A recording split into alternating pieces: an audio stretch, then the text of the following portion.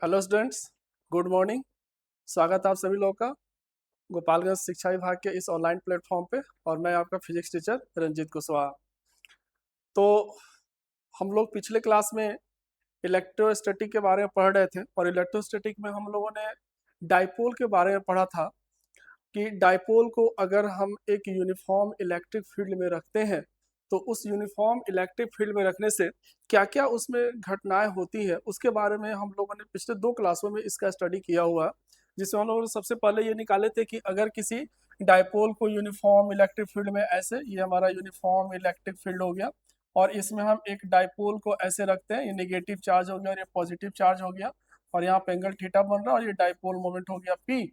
तो इस तरह से जैसे ही रखते हैं तो उस पर एक टर्क लगता है और टर्क का मान हम लोग ने निकाला था पीई साइन थीटा।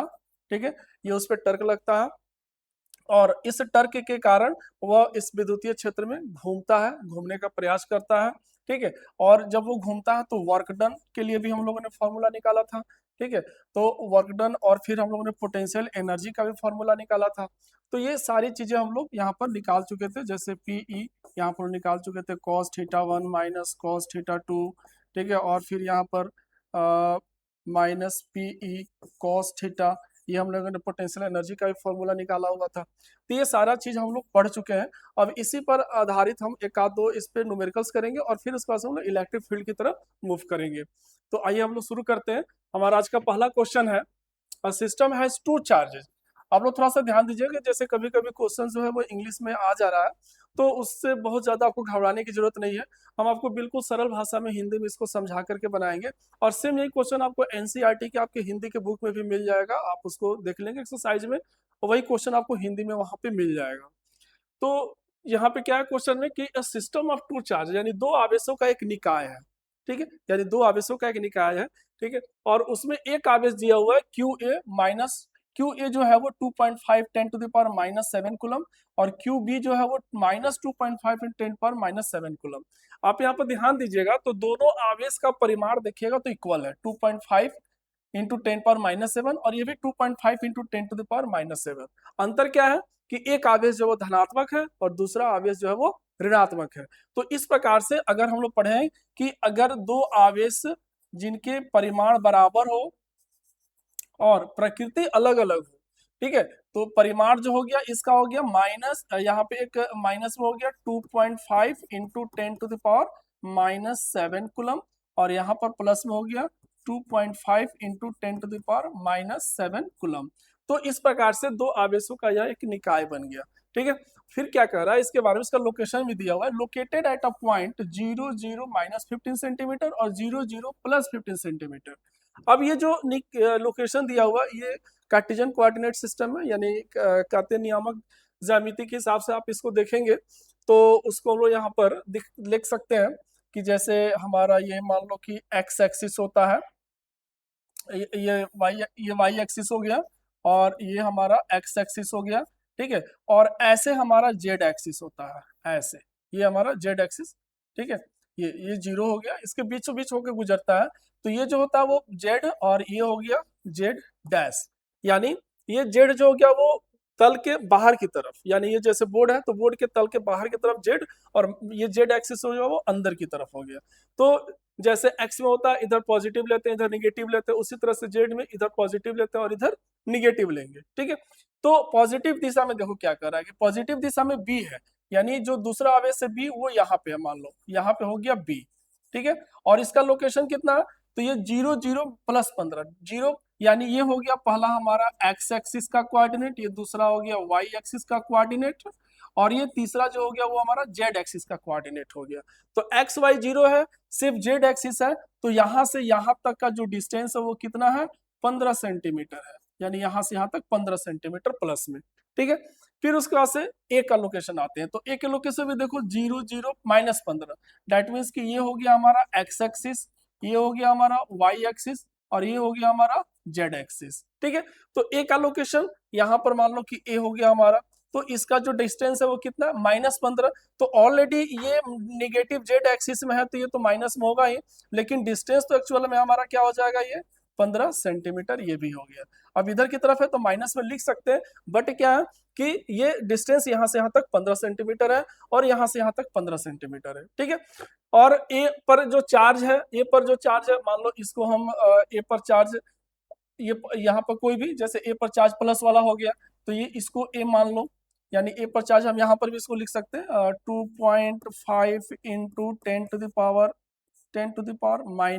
कूलम।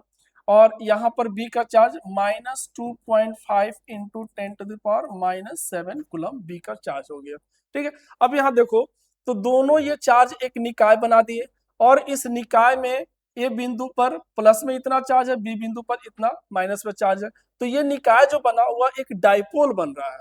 अब ध्यान दोगे तो दोनों जगह आवेश का परिमाण बराबर है, आवेश की प्रकृति अलग है, एक पर प्लस में है और एक पर माइनस में आवेश है, तो इस प्रकार से यह एक डाइपोल बना दिए। और इस डाइपोल में जो डाइपोल लेंथ है, तो ए से बी तक का जो डिस्टेंस है वही हमारा डाइपोल लेंथ हो जाएगा।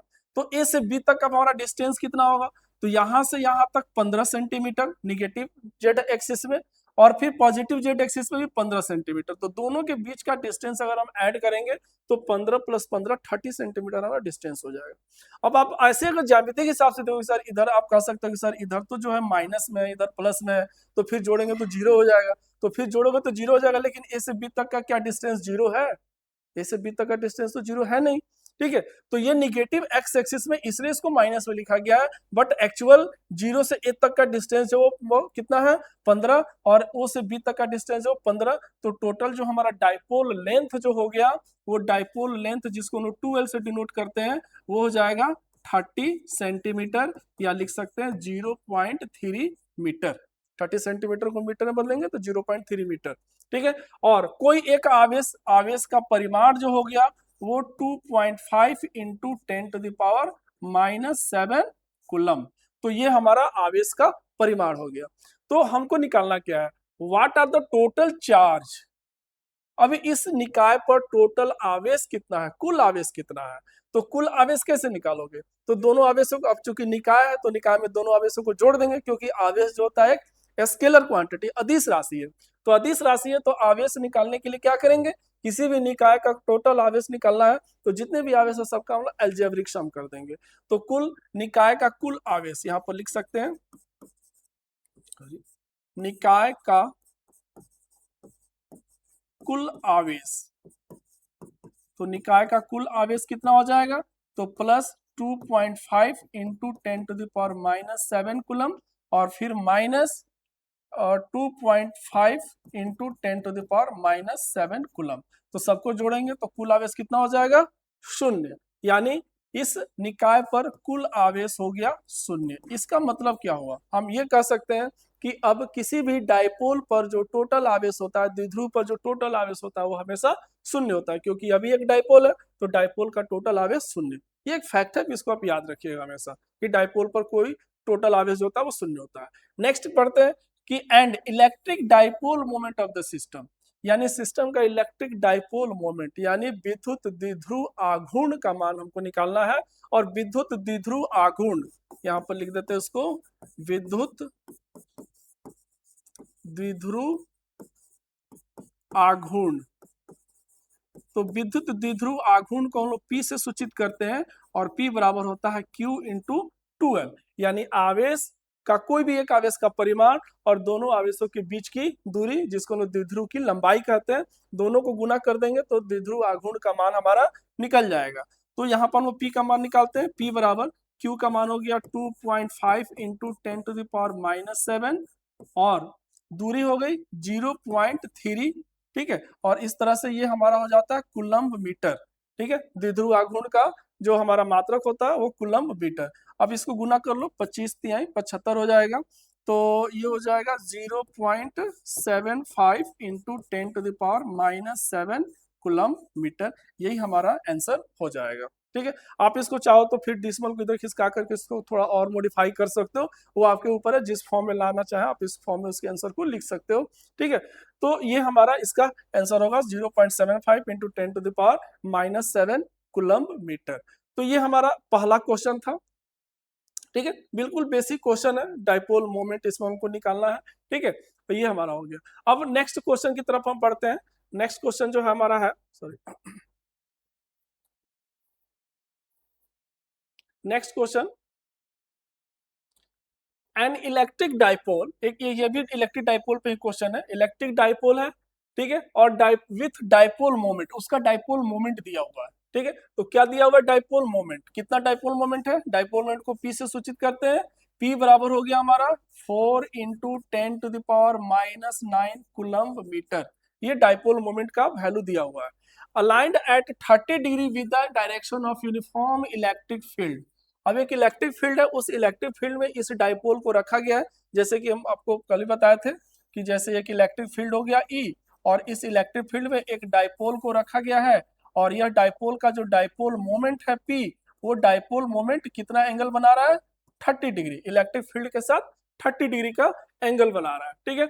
और इलेक्ट्रिक फील्ड का मैग्नीट्यूड, इलेक्ट्रिक फील्ड का मैग्नीट्यूड कितना है, तो यह है 5 × 10⁻⁴ न्यूटन प्रति कूलम्ब, ये इलेक्ट्रिक फील्ड का मैग्नीट्यूड है। और एंगल कितना दे दिया, एंगल हो गया थीटा इक्वल टू 30 डिग्री, ठीक है। तो कैलकुलेट क्या करना है, calculate the magnitude of torque acting on the dipole, जो कि आपको पहले बताया कि जैसे ही किसी डाइपोल को हम इलेक्ट्रिक फील्ड में रखेंगे तो उस पर टर्क लगेगा, ठीक है, तो यहाँ पर भी वही है कि 30 डिग्री के एंगल पर रखा गया है, तो उस पर कितना टर्क लग रहा है, टर्क TORQUE, टर्क मतलब हो गया बल आघूर्ण, और इसको ऐसे टॉ से सूचित करते हैं, टॉ उल्टा जे लिखते हैं, ठीक है। तो टॉ का मान क्या होगा, तो टॉ के लिए फॉर्मूला क्या होता है, PE sin थीटा, ठीक है। तो अब बस आपको फॉर्मूला पता है, तो यहाँ पे देखो अब क्या है कि P का भी मान दिया हुआ है, E का भी मान दिया हुआ है, ठीक है, और थीटा का भी मान दिया हुआ है, तो टर्क तो आसानी से निकल जाएगा, बस वैल्यू पुट करना है और मान निकल जाएगा, ये हो गया 4 × 10⁻⁹, इलेक्ट्रिक फील्ड हो गया 5 × 10⁻⁴, और फिर यहाँ पर साइन हो गया 30 डिग्री।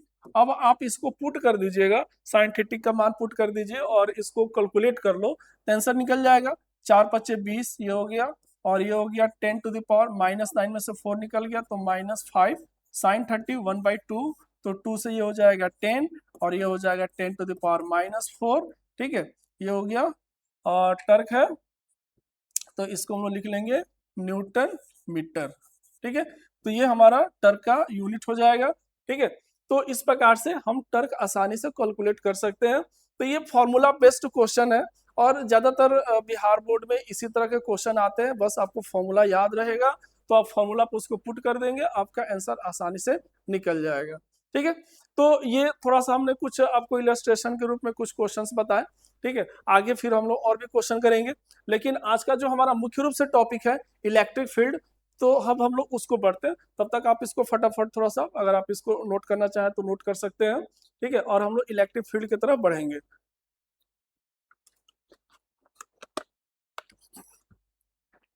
नेक्स्ट हमारा जो है इलेक्ट्रिक फील्ड,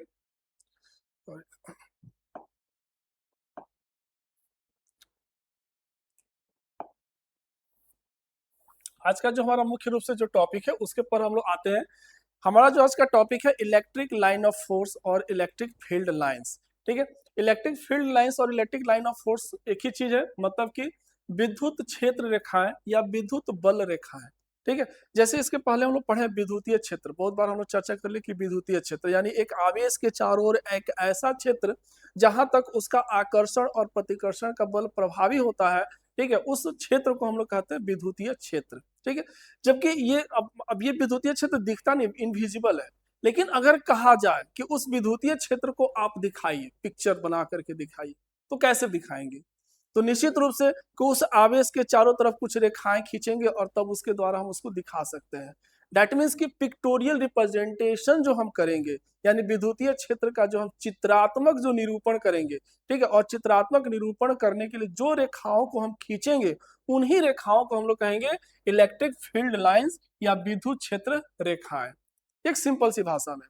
यानी विद्युत क्षेत्र रेखा की हमको जरूरत क्यों पड़ती है, क्योंकि विद्युत क्षेत्र को अगर हमको पिक्टोरिकली रिप्रेजेंट करना है, चित्रात्मक रूप से अगर उसको दिखाना है, तो जिन रेखाओं का उपयोग करके उसको हम दिखाएंगे, उन्हीं रेखाओं को हम विद्युत क्षेत्र रेखा कहेंगे। हालांकि इसकी परिभाषा हम कुछ दूसरी तरह से भी देंगे, ठीक है।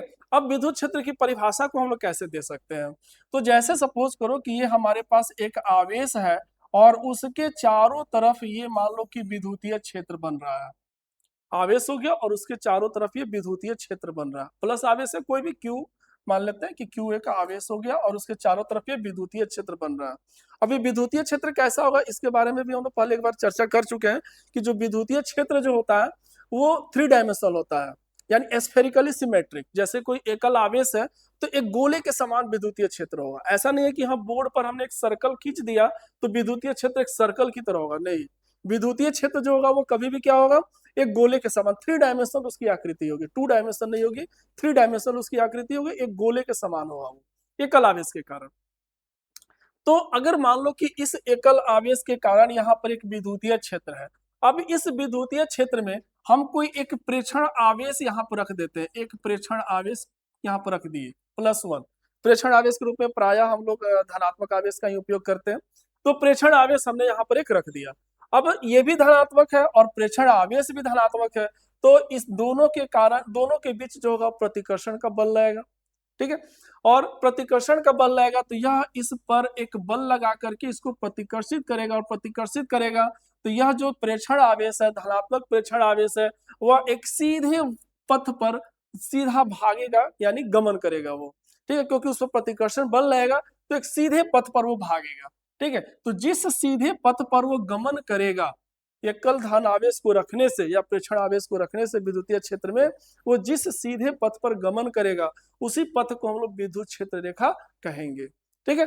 तो ये कोई अच्छा दूसरी चीज कि ये कोई जरूरी नहीं है कि ये जो क्षेत्र रेखा जो सीधी ही होगी, हो सकता है कि इस आवेश के बगल में एक और भी आवेश रखा हो जो कि ऋणात्मक हो, तो उसके कारण भी विद्युतीय क्षेत्र बनेगा, ठीक है। और यह जो धन आवेश जो हमने प्रेक्षण आवेश लिया है तो इस आवेश द्वारा यह प्रतिकर्षित हो रहा है, लेकिन यही प्रेक्षण आवेश जब इस ऋणात्मक आवेश के विद्युतीय क्षेत्र में जाएगा तो उसके द्वारा क्या होगा, आकर्षित होगा, ठीक है। तो आकर्षित होगा तो हो सकता है कि विद्युत क्षेत्र रेखाएं जो है जो सीधी जा रही थी इस दूसरे आवेश के आकर्षण के कारण वो वक्र भी हो जाएंगे, ठीक है।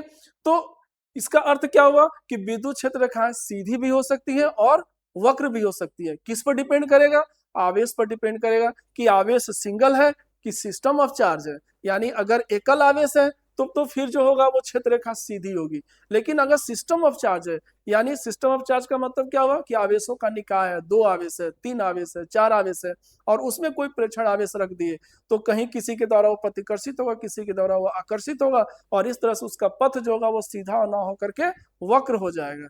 तो विद्युत क्षेत्र रेखाएं वक्र भी हो सकती है।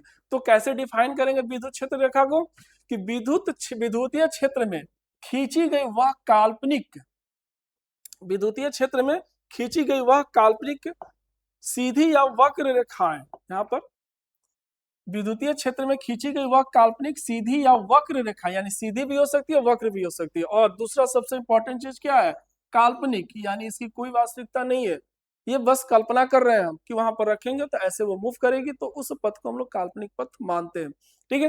तो वह काल्पनिक सीधी या वक्र रेखा है जिस पर कोई धनात्मक प्रेक्षण आवेश, यहाँ थोड़ा छूट गया, ये हो जाएगा कोई धनात्मक प्रेक्षण आवेश गति करने के लिए स्वतंत्र होता है। यानी विद्युतीय क्षेत्र में हम कोई धनात्मक प्रेक्षण आवेश रख दिए तो जिस भी सीधी या वक्र पथ पर वह गति करेगा या करने के लिए वह स्वतंत्र होगा, वैसे पथ को हम लोग क्या कहेंगे, विद्युत क्षेत्र रेखाएं या विद्युत बल रेखाएं कहलाती है। परिभाषा आपका पूरा लिखा हुआ है, आप इसको नोट डाउन कर लेंगे, ठीक है। तो किसी भी धन आवेश किसी भी विद्युतीय क्षेत्र में कोई भी अगर हम एकांक प्रेक्षण आवेश रखेंगे तो जिस भी वह सीधे पथ पर या वक्र पथ पर वो गति करेगा, उस सीधे या वक्र पथ को जो काल्पनिक होगी उस पथ को हम लोग विद्युत क्षेत्र रेखा या विद्युत बल रेखा कहेंगे, ठीक है। अब इसमें क्या है कि एकल आवेश के लिए ये रेखाएं सीधी, जबकि 2 या 2 से अधिक आवेशों के निकाय के लिए ये रेखाएं वक्र होती है। अभी बताया आपको कि एकल आवेश के लिए जो रेखाएं होंगी वो क्या होंगी, सीधी होंगी, ठीक है। यानी अगर एकल धनात्मक आवेश हो या एकल ऋणात्मक आवेश हो, ठीक है, तो धनात्मक आवेश होगा तो अगर मान लो कि धनात्मक आवेश होगा तो ये क्षेत्र रेखाएं से बाहर की तरफ हो जाएंगी ऐसे, ठीक है, ऐसे क्षेत्र रेखाएं बनेंगी बाहर की तरफ, ठीक है, ऐसे। लेकिन अगर वही ऋणात्मक आवेश हो, जैसे मान लो यहाँ पर ऋणात्मक आवेश ले लिए तो ये क्षेत्र रेखाएं ऐसे अंदर की तरफ होंगी, ऐसे क्षेत्र रेखाएं बनेंगी। ठीक है, यानी यहाँ पर इस क्षेत्र में अगर कोई भी हम धनात्मक आवेश रखेंगे तो वो अंदर की तरफ मूव करेगी, यानी आवेश की तरफ मूव करेगी। ठीक है, तो धन आवेश के लिए क्षेत्र रेखाएं बाहर की तरफ और ऋण आवेश के लिए क्षेत्र रेखाएं अंदर की तरफ अंतर्मुखी होती हैं। ठीक है, चलो ये चीज हो गई विद्युत क्षेत्र रेखा की परिभाषा। अब चलते हैं विद्युत क्षेत्र रेखाओं के गुण के बारे में जानते हैं। बहुत सारे इसके गुण हैं और इसकी प्रॉपर्टी से ही आगे चल करके हम लोग इलेक्ट्रिक फ्लक्स को, ठीक है, विद्युतीय फ्लक्स को भी हम लोग डिफाइन करेंगे इसी गुण के आधार पर ही। ठीक है, और इस गुण में देखो बहुत सारी चीजें मिलेंगी, जैसे कि आवेशों के बीच, सजातीय आवेशों के बीच प्रतिकर्षण होता है, विजातीय आवेशों के बीच आकर्षण होता है। तो इन सारी चीजों को भी हम लोग इसमें देखेंगे कि आखिर ये क्षेत्र रेखाओं के गुणों के आधार पर ये कैसे डिफाइन हो रहा है। तो बहुत इंपॉर्टेंट और इंटरेस्टिंग भी है। तो हाँ, आते हैं पहला इसमें विद्युत क्षेत्र रेखाओं के गुण के बारे में। तो पहला क्या है, विद्युत क्षेत्र रेखाएं हमेशा आवेशित पिंड के पृष्ठ के लंबवत होती है। सबसे इंपॉर्टेंट चीज है कि विद्युत क्षेत्र रेखाएं, कोई भी अगर हम आवेशित पिंड लेते हैं, ठीक है, जैसे एक वस्तु हो गई, इस पर ये आवेशित है, धन आवेशित है। ठीक है, तो धन आवेशित है, तो इस पर हमको विद्युत क्षेत्र रेखा खींचनी है। तो विद्युत क्षेत्र रेखाएं जो होगी वो हमेशा इसके पृष्ठ के लंबवत होंगी। ठीक है, ऐसा नहीं हो कि विद्युत क्षेत्र रेखा ऐसा पृष्ठ विद्युत क्षेत्र रेखा हम ऐसे खींच दिए, तो ये गलत हो जाएगा। हमेशा विद्युत क्षेत्र रेखा क्या होगा, उसके पृष्ठ के लंबवत, यानी जहां जो भी पृष्ठ होगा उसके पृष्ठ के लंबवत ऐसे विद्युत क्षेत्र रेखाएं हम खींचते हैं। ठीक है, चाहे वो ऋण आवेश हो चाहे धन आवेशित वस्तु हो, पृष्ठ के लंबवत विद्युत क्षेत्र रेखाएं हमेशा होती है, इसको याद रखिएगा। ठीक है, ये पहली चीज। दूसरी, ये पहला हो गया। दूसरा, एकल तथा विलगित आवेशों के लिए, अब यहाँ पर देखो दो चीजें, एकल तथा विलगित। एकल मतलब सिंगल चार्ज, ठीक है। अब सिंगल का मतलब ये नहीं हुआ कि अगल बगल में दूसरा भी चार्ज रखा गया हो, ठीक है, तो इसीलिए उसके साथ एक और वर्ड जोड़ दिया गया। क्या जोड़ दिया गया, विलगित। विलगित का मतलब क्या हो गया कि सिर्फ एक ही चार्ज है, अगल बगल में कोई सराउंडिंग पे दूसरा चार्ज नहीं है, यानी उसका प्रभाव उस चार्ज पे नहीं पड़ रहा है, तो उसको हम लोग कहेंगे विलगित। तो एकल तथा विलगित आवेश के लिए विद्युत क्षेत्र रेखा सीधी होती है, जैसे अभी आपको बताया, और धन आवेश के लिए ये बाहर की ओर तथा ऋण आवेश के लिए ये अंदर की ओर होती है। धन आवेश के लिए बाहर की ओर होगी और ऋण आवेश के लिए अंदर की ओर, धन आवेश के लिए आउटवर्ड्स, बाहर की तरफ। ठीक है, जैसे पॉजिटिव चार्ज हो गया तो पॉजिटिव चार्ज हो गया तो क्षेत्र रेखा ऐसे बाहर, ठीक है, बाहर की तरफ, ठीक है, ऐसे। और ऋण आवेश के लिए ये क्षेत्र रेखाएं जो होगी वो अंदर की तरफ, ठीक है, अंतर्मुखी होंगी। ठीक है, अब ये चीज ऐसे होगा। ठीक है, क्योंकि अब ये क्यों होगा ये भी आपको अभी बताया है कि अगर हम प्रेक्षण आवेश लेंगे तो इसके द्वारा प्रतिकर्षण होगा तो ये बाहर की तरफ जाएगा, इसके द्वारा आकर्षण होगा तो अंदर की तरफ जाएगा। तो जिस पथ पे वो मूव करेगा, जो उसकी दिशा होगी मूव करने की, वही विद्युत क्षेत्र की दिशा हो जाती है। ठीक है, तो यहाँ पर जो होगा बाहर की तरफ और यहाँ पे जो होगा वो अंदर की तरफ ऐसे हो जाएगा। ठीक है, ये चीज हो गया। आइए नेक्स्ट समझते हैं। नेक्स्ट है तीसरा, ये पहला दूसरा हो गया। तीसरा, विद्युत क्षेत्र रेखाएं सतत नहीं होती है। विद्युत क्षेत्र रेखाएं कंटिन्यूअस, ठीक है, सतत यानी कंटिन्यूअस नहीं होती है। आवेशों के निकाय के लिए धन आवेश से प्रारंभ होकर ऋण आवेश पर खत्म हो जाती है। ठीक है, इसलिए विद्युतीय क्षेत्र रेखाएं बंद लूप नहीं बनाती है। बहुत ही इंपॉर्टेंट चीज है, यानी क्षेत्र रेखाएं जो होती है, अगर आवेशों का एक निकाय ले, यहाँ पर धन आवेश और ये आवेश यहाँ पर हो गया ऋण आवेश। ठीक है, तो अगर आवेशों का हम निकाय लेते हैं तो विद्युत क्षेत्र रेखाएं धन आवेश से प्रारंभ हुई, ऋण आवेश पर खत्म हो गई। तो डेट मीन्स कि कंटिन्यूअस नहीं है, प्लस से शुरू हुआ निगेटिव पर खत्म। कंटिन्यूअस तब माना जाता जब ये यहाँ पे गई और फिर वापस मुड़ करके आ गई, तो कहते कि हाँ ये कंटिन्यूअस है, कंटिन्यूअस सतत चल रही है। ठीक है, और जब ऐसा होता तो कहते कि वो लूप बना रही है, यानी प्लस से निगेटिव माइनस पर गई और फिर माइनस से प्लस पर आ गई, तो कहते कि वो लूप बना रही है। लेकिन विद्युत क्षेत्र रेखाओं में ऐसा गुण नहीं होता, वो कंटिन्यूअस न होकर के डिसकंटिन्यूअस होती है और इस कारण से वो लूप नहीं बनाती। अब यहाँ से देखो ऐसे भी क्षेत्र रेखाएं जाएंगी, कुछ क्षेत्र रेखाएं ऐसे भी जाएंगी, ठीक है, कुछ ऐसे भी जाएंगी, ठीक है ना, ऐसे। तो बहुत सारा, अब कुछ इधर भी निकलेंगी, कुछ इधर से भी आएंगी। ठीक है, तो इस प्रकार से हमारी ये संरचना विद्युत क्षेत्र रेखाओं के ऐसे हमको पैटर्न मिलेंगे। ठीक है, यहाँ पर भी इस चीज को ऐसे हम ड्रॉ कर सकते हैं, तो ऐसे हमको पैटर्न दिखाई देंगे विद्युत क्षेत्र रेखाओं के। ठीक है, तो इसको बटरफ्लाई स्ट्रक्चर ऐसे कहा जाता है। ठीक है, तो आवेशों के निकाय के लिए धन आवेश से प्रारंभ होकर के ऋण आवेश पर खत्म हो जाती है।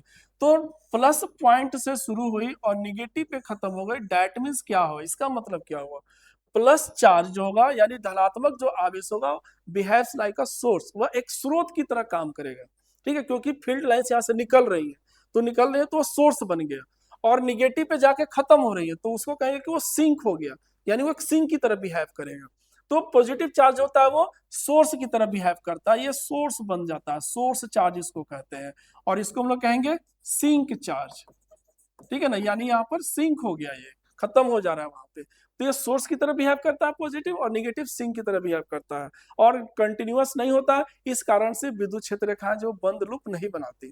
ठीक है, लेकिन वही चीज हम आगे चल करके मैग्नेटिज्म में जब हम पढ़ेंगे, चुंबकीय क्षेत्र रेखाओं के गुण पढ़ेंगे, तो वहां पर बिल्कुल इसके अपोजिट होगा। चुंबकीय क्षेत्र रेखाएं बंद लूप बनाती है, वो हमेशा कंटिन्यूअस होती है, यानी वो ऐसे निगेटिव से ये नॉर्थ पोल से साउथ पोल तक जाएंगे, और फिर साउथ पोल से नॉर्थ पोल तक अंदर ही अंदर वापस भी आ जाती है।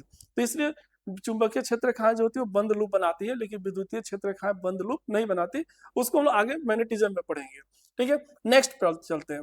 विद्युत क्षेत्र रेखा के किसी भी बिंदु पर खींची गई स्पर्श रेखा उस बिंदु पर क्षेत्र की दिशा को प्रदर्शित करती है। ये बहुत इंपॉर्टेंट चीज है। विद्युत क्षेत्र रेखा के किसी भी बिंदु पर खींची गई स्पर्श रेखा उस बिंदु पर क्षेत्र की दिशा को प्रदर्शित करती है।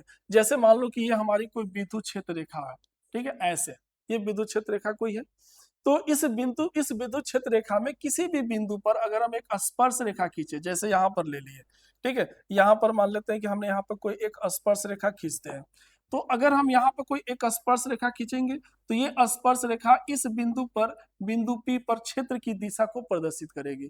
उसी प्रकार से अगर हम यहाँ पर कोई स्पर्श रेखा खींचे, तो ये स्पर्श रेखा इस बिंदु Q पर क्षेत्र की दिशा को प्रदर्शित करेगी। डेट मीन्स कि अलग अलग बिंदु पर क्षेत्र की अलग अलग दिशा प्रदर्शित होगी। ऐसा नहीं है कि हर बिंदु पर क्षेत्र की दिशा ऐसी एक ही होगी, क्योंकि ये क्षेत्र रेखाएं ऐसे वक्र है, तो इसलिए हर बिंदु पर क्षेत्र की अलग अलग दिशा प्रदर्शित होगी। और ये कैसे प्रदर्शित होगी? उस बिंदु पर एक टेंजेंट ड्रॉ करेंगे, स्पर्श रेखा खींचेंगे, और वही स्पर्श रेखा उस बिंदु पर क्षेत्र की दिशा को प्रदर्शित करेगी। ठीक है, क्लियर है? आगे बढ़ते हैं। नेक्स्ट, दो विद्युत क्षेत्र रेखाएं एक दूसरे को कभी नहीं काटती। ठीक है, इसको ध्यान रखिएगा, दो विद्युत क्षेत्र रेखाएं जो है एक दूसरे को कभी नहीं काटती। तो इसका मतलब क्या हुआ? दो विद्युत क्षेत्र रेखाएं एक दूसरे को कभी नहीं काटती, क्योंकि ऐसा होने पर कटान बिंदु पर क्षेत्र की दो दिशाएं प्रदर्शित होंगी, जो कि संभव नहीं है। क्या मतलब है इसका? कि अभी जैसे हम लोगों ने पढ़ा कि जो विद्युत क्षेत्र रेखाएं होती है, वो विद्युत क्षेत्र रेखा के किसी भी बिंदु पर अगर स्पर्श रेखा खींचेंगे, तो उस बिंदु पर वह विद्युत क्षेत्र की दिशा को प्रदर्शित करती है। तो अगर सपोज करो कि ये दो क्षेत्र रेखा है, एक क्षेत्र रेखा ऐसे और एक और दूसरी क्षेत्र रेखा हम बना लेते हैं, ठीक है ना, एक दूसरी क्षेत्र रेखा हम ले लेते हैं यहाँ पे ऐसे, और ये दोनों क्षेत्र रेखा एक दूसरे को यहाँ पे क्रॉस कर रही है। अब ये हमारा हो गया क्रॉसिंग पॉइंट। ठीक है, ये हमारा जो हो जाता है वो क्रॉसिंग पॉइंट मान लेते हैं कि हमारा क्रॉसिंग पॉइंट है। अब इस क्रॉसिंग पॉइंट पर देखेंगे तो हम दो स्पर्श रेखा खींच सकते हैं, एक स्पर्श रेखा इसकी दिशा में और एक स्पर्श रेखा इस क्षेत्र की दिशा में। तो अब देखो, इस बिंदु पर क्षेत्र की दो दिशा प्रदर्शित हो गई, एक ये और एक ये। तो किसी एक बिंदु पर क्षेत्र की तो एक ही दिशा हो सकती है, दो दिशा तो संभव ही नहीं है। क्यों?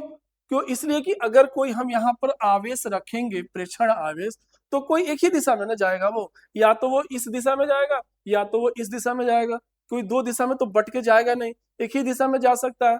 तो इस तरह से एक बिंदु पर किसी क्षेत्र की एक ही दिशा प्रदर्शित होगी, एक ही दिशा होगी। लेकिन अगर दो क्षेत्र रेखाएं एक दूसरे को क्रॉस करेंगी, तो वहां पर दो दिशाएं प्रदर्शित होती हैं, जो कि कभी संभव नहीं है। इसलिए दो क्षेत्र रेखाएं एक दूसरे को कभी नहीं काटती। और ये बहुत ही मजेदार पॉइंट है, और ये बहुत बार एग्जाम में भी पूछा जा चुका है कि विद्युत क्षेत्र रेखाएं एक दूसरे को कभी क्रॉस नहीं करती, क्यों? इसके क्या कारण है? तो यही कारण है कि विद्युत क्षेत्र रेखाएं अगर एक दूसरे को क्रॉस करेंगी, तो क्रॉसिंग पॉइंट पर उसकी दो दिशा हो जाएगी, जो कि पॉसिबल नहीं है। इसलिए विद्युत क्षेत्र रेखाएं एक दूसरे को कभी क्रॉस नहीं करती। ठीक है, आगे चलते हैं। नेक्स्ट पॉइंट, विद्युत क्षेत्र रेखाएं किसी कुचालक या परावैद्युत माध्यम से होकर गुजर सकती है, परंतु किसी चालक से होकर नहीं गुजरती। ये बहुत ही इंपॉर्टेंट है। ठीक है, विद्युत क्षेत्र रेखाएं किसी कुचालक या परावैद्युत माध्यम से होकर के गुजर सकती है, परंतु किसी चालक से होकर के नहीं गुजरती। यानी जैसे बहुत सारे कुचालक पदार्थ हो गए, जैसे माइका हो गया, पेपर हो गया, तो ये सब का उपयोग जो हम लोग कैपेसिटर बनाने वगैरह में करते हैं। तो कैपेसिटर के अंदर जब हम इसका उपयोग करते हैं ना, तो उसके अंदर इलेक्ट्रिक फील्ड जो होता है वो रिड्यूस हो जाता है, जिसके कारण कैपेसिटर का जो कैपेसिटेंस है वो कई गुना बढ़ जाता है। तो इसलिए कैपेसिटर बनाने में हम लोग इन चीजों का यूज करते हैं वहां पर। तो डेट मीन्स कि इसका अर्थ क्या हुआ कि उस डाइलेक्ट्रिक सब्सटेंस पर यानी परावैद्युत माध्यम पर जो कि लगभग कुचालक होते हैं, तो उन परावैद्युत माध्यम पर जब विद्युत क्षेत्र अप्लाई किया था तो उसके अंदर इलेक्ट्रिक फील्ड रिड्यूस हो जाता है, यानी उसके अंदर इलेक्ट्रिक फील्ड एग्जिस्ट करता है। जबकि अगर हम किसी चालक पर अगर विद्युतीय क्षेत्र अप्लाई करें, जैसे यहां देखो किसी चालक पर अगर हम विद्युतीय क्षेत्र अप्लाई करते हैं, जैसे मान लो ये चालक हो गया, ठीक है, तो ये चालक है, तो यहाँ पर अगर हम कोई विद्युतीय क्षेत्र अप्लाई करते हैं तो यहाँ पे क्या फेनोमेनन होता है। अगर किसी चालक पर हम विद्युतीय क्षेत्र अप्लाई करते हैं तो सपोज करो कि ऐसे इलेक्ट्रिक फील्ड आ रहा है, तो ये इलेक्ट्रिक फील्ड यहीं पे आकर के खत्म हो जाएगा, ये आगे नहीं जाएगा, इलेक्ट्रिक फील्ड यहाँ पे खत्म हो जाएगा और फिर यहाँ से नया इलेक्ट्रिक फील्ड जनरेट होगा, ये आगे की तरफ बढ़ेगा, यहाँ से आगे बढ़ेगा। डेट मीन्स कि इसके अंदर इलेक्ट्रिक फील्ड क्या हो गया, जीरो हो गया, उसके अंदर कोई इलेक्ट्रिक फील्ड एग्जिस्ट नहीं करेगा। वो जो इलेक्ट्रिक फील्ड लाइंस होगा इस सरफेस पे खत्म हो जाएगा और इस सरफेस पे न्यू जनरेट हो जाएगा और फिर वो आगे की तरफ बढ़ जाएगा, लेकिन इसके अंदर वो उससे हो करके पास नहीं हो सकता है। डेट मीन्स कि इसके अंदर इलेक्ट्रिक फील्ड जो होगा वो जीरो रहेगा।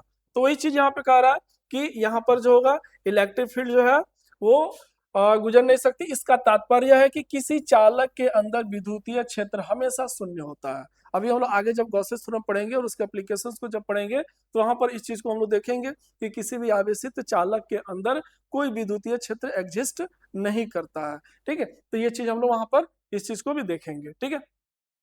आगे बढ़ते हैं, अभी और भी कुछ यहाँ पर हमारे पास है प्रॉपर्टी, ठीक है। तो अब नेक्स्ट क्या है कि विद्युत क्षेत्र रेखाएं लंबाई के अनुदिश सिकुड़ने का प्रयास करती है। यही कारण है कि दो विजातीय आवेशों के बीच आकर्षण के गुण उत्पन्न हो जाता है। विद्युत क्षेत्र रेखाएं जो लंबाई के अनुदिश सिकुड़ने का प्रयास करती है।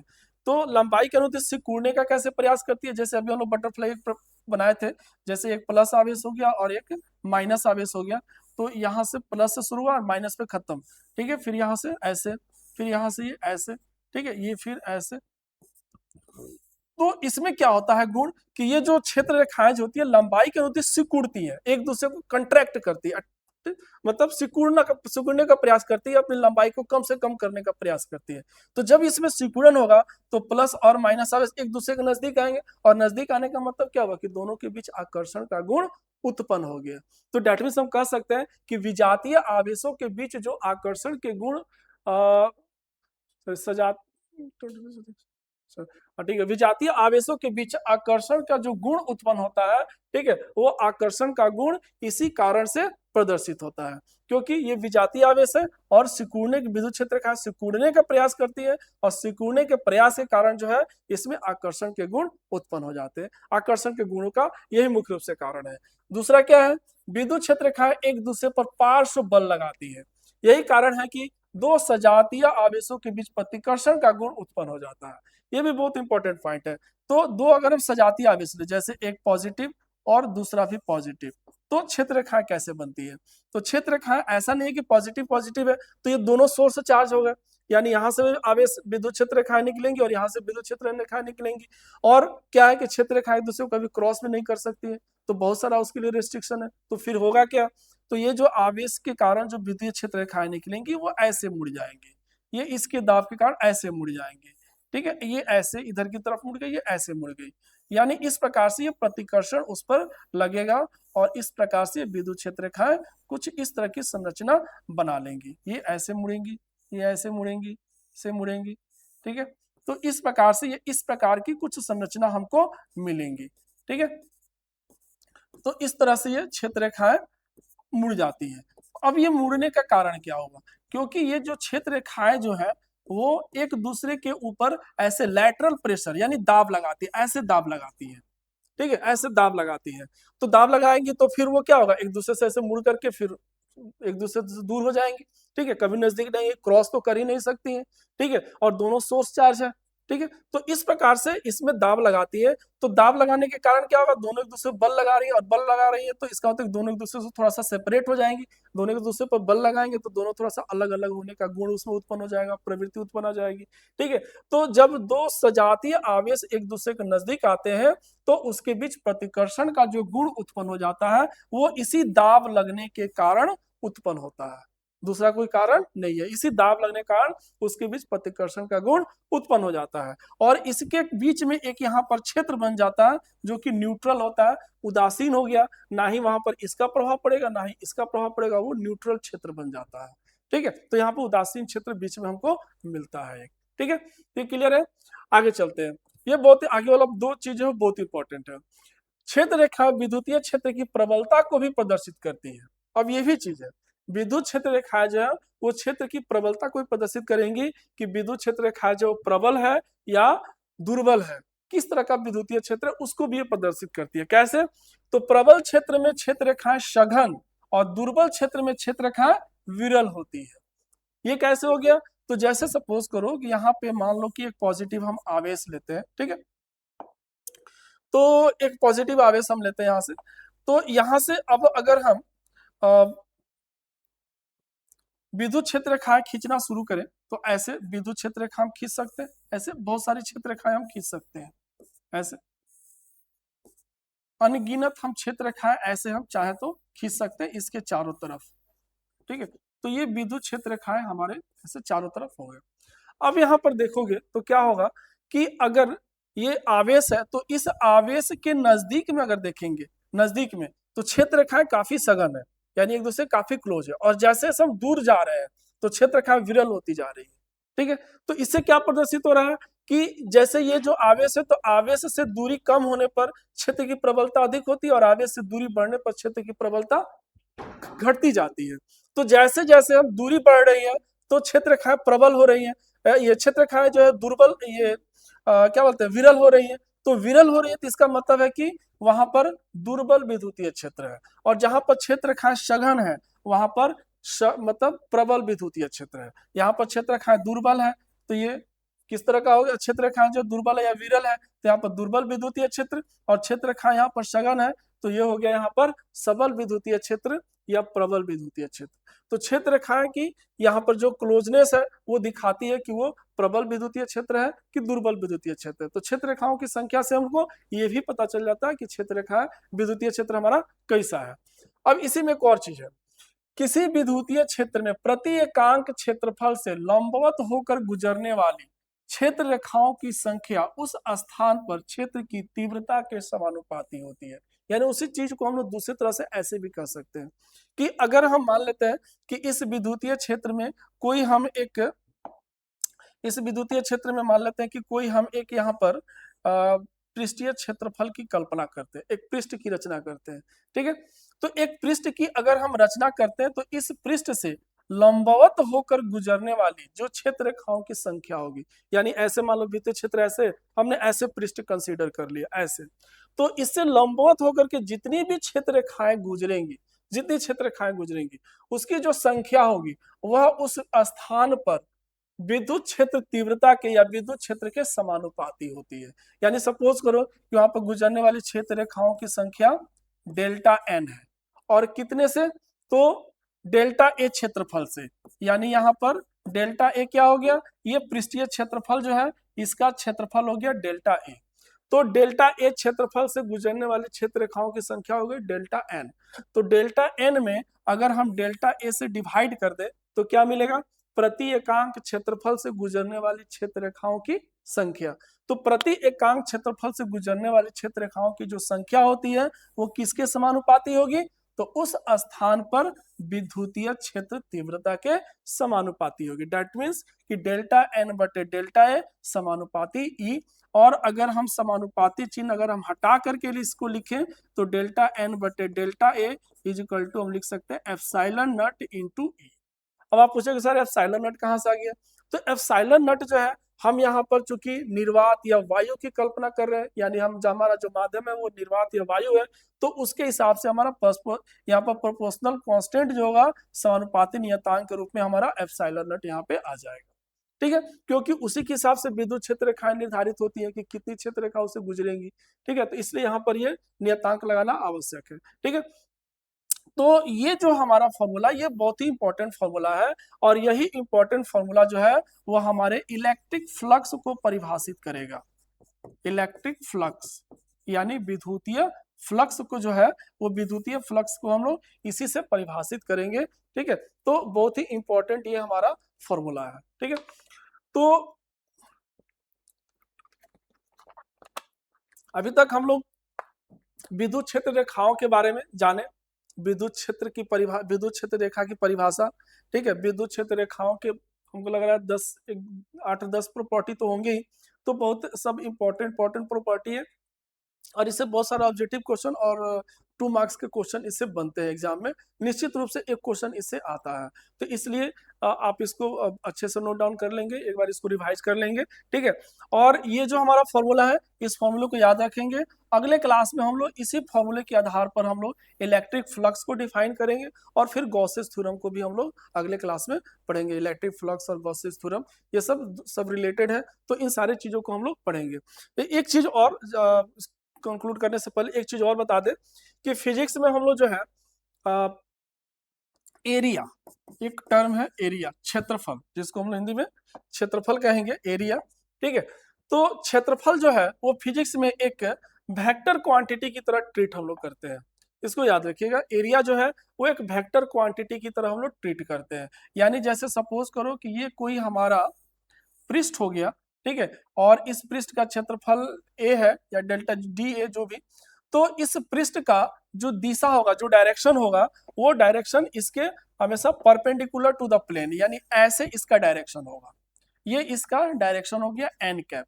ठीक है, और ये हमारा जो वेक्टर हो गया वो डीएस हो गया। तो डीएस ये हमारा वेक्टर हो गया और इसका डायरेक्शन हो गया एन कैप, जो परपेंडिकुलर टू द प्लेन होगा। यानी अगर सपोज करो कि इस बोर्ड को अगर हम एक पृष्ठ माने, ठीक है, तो इसका क्षेत्रफल चाहे जो भी हो, लेकिन इसकी एक दिशा भी होगी। तो फिजिक्स में हम लोग क्षेत्रफल को एक दिशा के रूप में, वेक्टर के रूप में कंसीडर करते हैं। तो इसकी एक दिशा होगी, दिशा क्या होगी, तो इस बोर्ड के तल के लंबवत, यानी बोर्ड ये है तो इसके तल के लंबवत ऐसे इसकी दिशा होगी। ठीक है, अगर ये हम पृष्ठ माने ऐसे, तो इसकी दिशा ऐसे होगी। अगर पृष्ठ हमारा ऐसे है तो दिशा ऐसे हो जाएगी, यानी हमेशा पृष्ठ के तल के लंबवत, पृष्ठ नीचे की तरफ ऐसे। अब इसमें दो पृष्ठ, अगर मान लो कि दो पृष्ठ है, तो इस पृष्ठ की दिशा ऐसे और इस पृष्ठ की दिशा ऐसे। ठीक है, तो हमेशा जो है वो वेक्टर क्वांटिटी के रूप में ट्रीट होगा। हम लोग फिजिक्स में एरिया को एक वेक्टर क्वांटिटी के रूप में मानेंगे और उसकी दिशा जो होगी वो हमेशा पृष्ठ के लंबवत होगी। इसको हमेशा याद रखिएगा। यानी अगर हम डीएस को लिखे ऐसे, डीएस वेक्टर को, तो ये उसका परिमाण हो जाएगा और ये उसकी दिशा हो जाएगी।